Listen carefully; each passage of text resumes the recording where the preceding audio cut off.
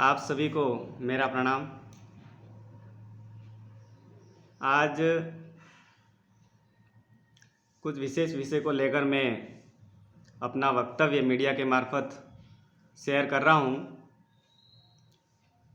कुछ समय से हम देख रहे हैं कि क्या दक्षिणी राजस्थान में आदिवासी इतिहास, संस्कृति, आदिवासी समाज के साथ में निरंतर अन्याय का वातावरण बन रहा है, ऐसा समाज महसूस कर रहा है।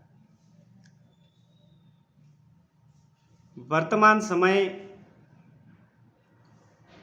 बहुत ही सोचने के लिए मजबूर कर रहा है और ऐसी क्या साजिशें दक्षिणी राजस्थान में रची जा रही है, जिसकी वजह से अभी हम ऐसा महसूस कर रहे हैं। विषय हम ले सकते हैं, हमने बिलूराणा जयंती मनाई, उस दौरान भी जो वक्तव्य जनप्रतिनिधियों के रहे वो सोचने के लिए काफ़ी थे। साथ ही कल जो 5 शिक्षकों के स्थानांतरण हुए, जिनमें शिक्षक राजनीतिक द्वेषता के कारण उन्हें स्थानांतरण का सामना करना पड़ा, बल्कि 3rd ग्रेड स्थानांतरण अभी हो नहीं रहे हैं।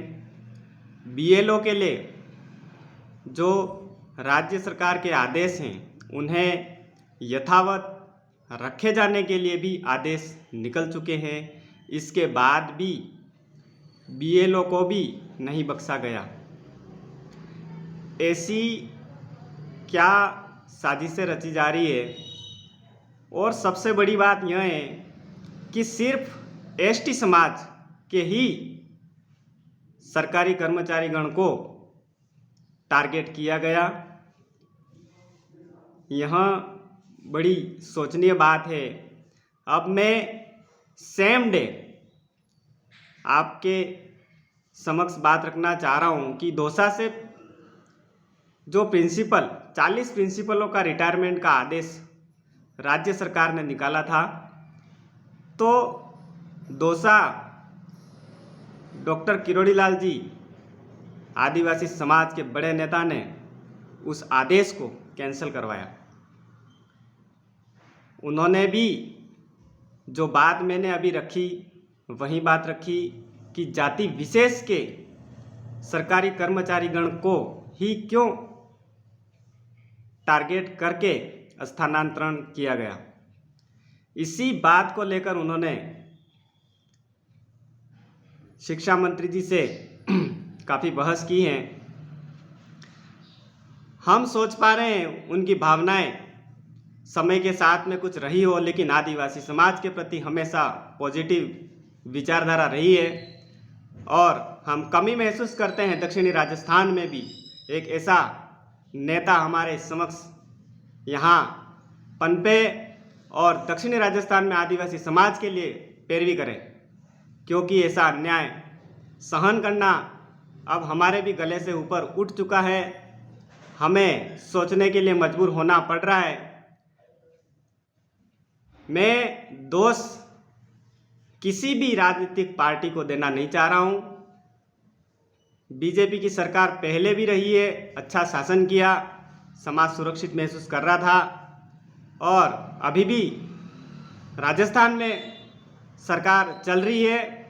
लेकिन अभी जो आदिवासी समाज की जो लिस्टें बनाई जा रही है, ये लिस्टें बनाने का काम जो कौन कर रहा है, ये सरकारी कर्मचारीगण को ही टारगेट करके जो सरकारी कर्मचारीगण अच्छे समाज को मार्गदर्शन कर रहे हैं, समाज सेवा में उनकी सहभागिता अच्छी है, पॉलिटिकल मंचों पे ये लोग नहीं जा रहे, इसके बावजूद भी कहीं न कहीं निरंतर ऐसे नाम जो अभी पिछले 5-6 महीनों में हमें देखने को मिले हैं, जिससे देखकर सोचने के लिए मजबूर होना पड़ रहा है।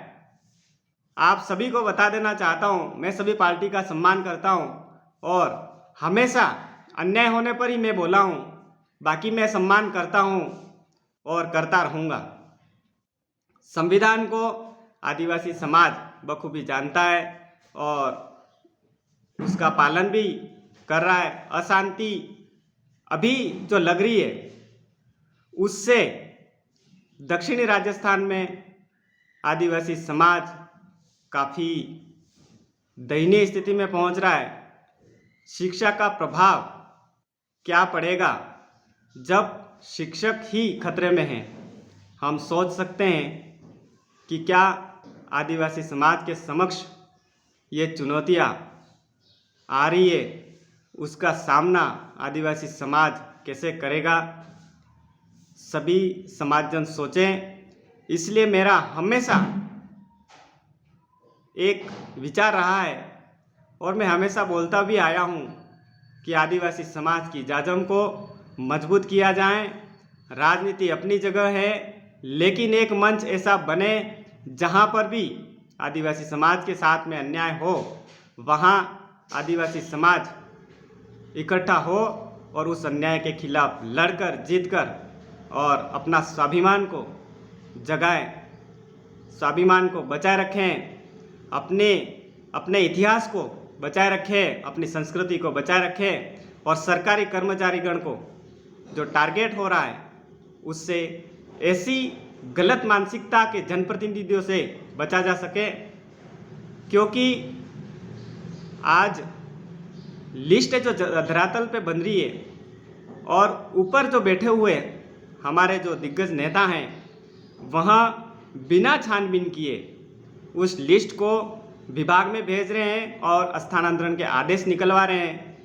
थोड़ी सी जांच परख भी कर लें कि ऐसे सरकारी कर्मचारीगण जिसका राजनीति से कोई लेना देना नहीं है, ऐसे सरकारी कर्मचारीगण को टारगेट करना काफ़ी रोष प्रकट करने वाला है। इसका खामियाजा उन जनप्रतिनिधियों के साथ में पूरी पार्टी को भी झेलना पड़ेगा। अभी भी समय है।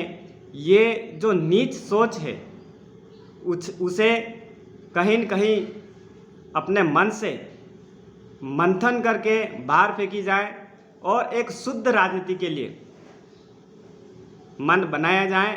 शुद्ध राजनीति करने का अधिकार सभी को है। और मैं एक बात करना चाह रहा हूँ कि जितने भी आदिवासी समाज के जनप्रतिनिधिगण हैं, विधायक हैं, सांसद हैं, सभी अपनी राजनीतिक रोटियां सेकने के बजाय आप अच्छे विकास का प्रारूप तैयार करें। दक्षिणी राजस्थान में सर्व कौम को हम विकास की इस धारा में कैसे ला सकते हैं, जिससे धरातल स्तर पर सरकारी योजनाएं जाए और हमारा समाज, अन्य समाज सभी ये गर्व महसूस करें कि हमारे जो जनप्रतिनिधि हैं आपस में आरोप प्रत्यारोप नहीं कर रहे हैं और हमारे विकास के लिए सरकार के साथ में कंधे से कंधा मिलाकर विकास के लिए प्रयासरत हैं। गर्व होना चाहिए। ऐसी शुद्ध राजनीति हमारे दक्षिणी राजस्थान में आए, आपके मन में ऐसी भावनाएं जगें, यह मैं आज दुआ करता हूँ। क्योंकि लंबे समय हो गया है आरोप प्रत्यारोप में समय खराब किया जा रहा है। इसलिए आप मंथन करें। जिस भी पार्टी से आप सांसद, विधायक या अन्य जनप्रतिनिधि हैं, जरूर सोचें कि आपके किस विचारों से आपको लोगों ने वोट दिया है और आपको आगे बढ़ाया है, आपको सेवा करने का मौका दिया है। तो आप इस मौके को बुनाएं और अच्छा करके अपने जीवन को और अपने राजनीतिक कार्यकाल को सफल राजनीतिक नेतृत्व के रूप में जाना जाए। ऐसी आपकी मानसिकता बने। हमें कोई शौक नहीं है किसी को दो बातें करना या कोई भी किसी के प्रति वीडियो बनाना, या ऐसी कोई मानसिकता नहीं है किसी को नीचे दिखाना। लेकिन वास्तविक जहाँ पर अन्याय हो रहा है वो असहनीय है। हमें ऐसा प्रकट होता है कि आज हमारा समाज किधर जाएगा, क्या सोच बनेगी, क्या वातावरण बनेगा, आने वाली पीढ़ी के ऊपर क्या प्रभाव पड़ेगा, आने वाली पीढ़ी के लिए आगे बढ़ने के लिए हम क्या ऐसे अवसर पैदा कर रहे हैं जिसमें दक्षिणी राजस्थान सर्व समाज एक साथ कंधे से कंधा मिलाकर चलता आया है। लेकिन वर्तमान में कुछ ऐसी सोच पनप रही है, वो सोच जल्द खत्म हो जाए तभी दक्षिणी राजस्थान में शांति रहेगी और दक्षिणी राजस्थान विकास की ओर अग्रसर करेगा। इसके साथ में ही मैं बहुत बातें तो मुझे बहुत सी करने की इच्छा है, लेकिन जो विषय पर मैं आज ऑनलाइन आया हूँ उसी विषय पर थोड़ी सी बात रखना चाह रहा हूँ कि जो जनप्रतिनिधि इस प्रकार की हरकतें कर रहे हैं और टारगेट रूपी राजनीति कर रहे हैं, उनसे हाथ जोड़कर निवेदन है कि आप आत्ममंथन करें, क्या आप सही कर रहे हैं, क्या नहीं कर रहे तो मंथन करें और सही दिशाओं के साथ में आपके अधिकारों का प्रयोग करें और इस क्षेत्र के लिए विकास के लिए अच्छा सूची बनाकर अच्छे विकास की ओर अग्रसर इस दक्षिणी राजस्थान को करावे। इन्हीं विचारों के साथ में जय हिंद, जय भारत।